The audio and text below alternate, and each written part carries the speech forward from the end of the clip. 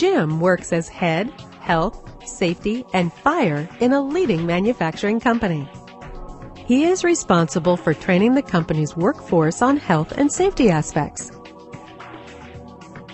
Recently, there was a fire accident in the production division that resulted in serious damage to the equipment. Jim had ordered an inquiry into the accident and found that the cause of the accident was a small flash fire which erupted in a piece of machinery. The safety director did concede that about once in every few days, one of the machines would cause a dust explosion, which is nothing but a small flash fire. The machine operator has a fire extinguisher nearby and would put it off before it engulfs the entire place.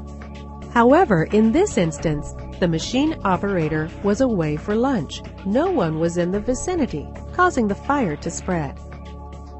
In addition, the area was filled with cartons and flammable material that fueled the fire, increasing the damage.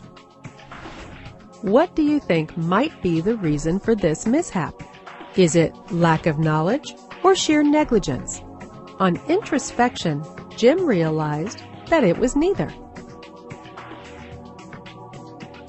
Employees were given training when they first joined the unit on handling the equipment and good housekeeping.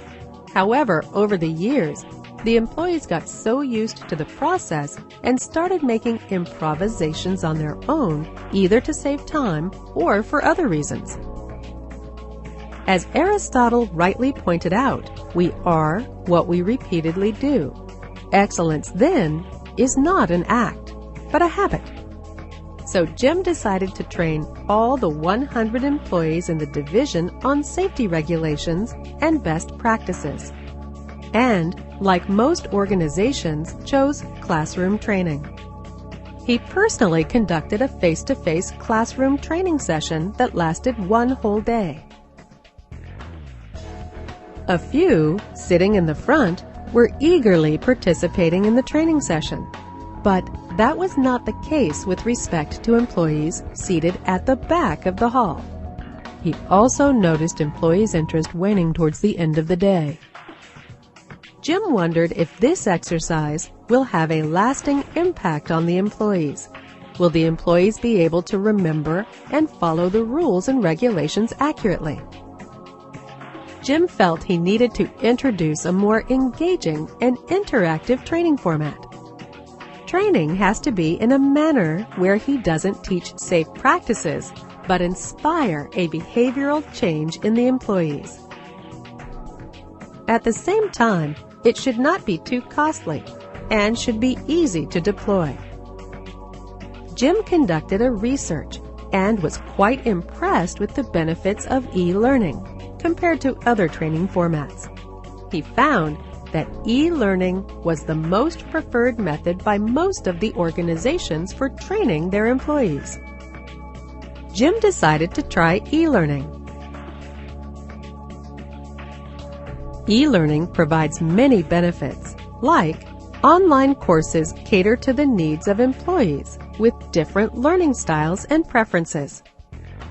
They can be accessed anytime, anywhere by employees. The content can be updated from time to time without much difficulty. Best of all, assessments can be given at the end of the course to assess the extent to which employees understood safety aspects.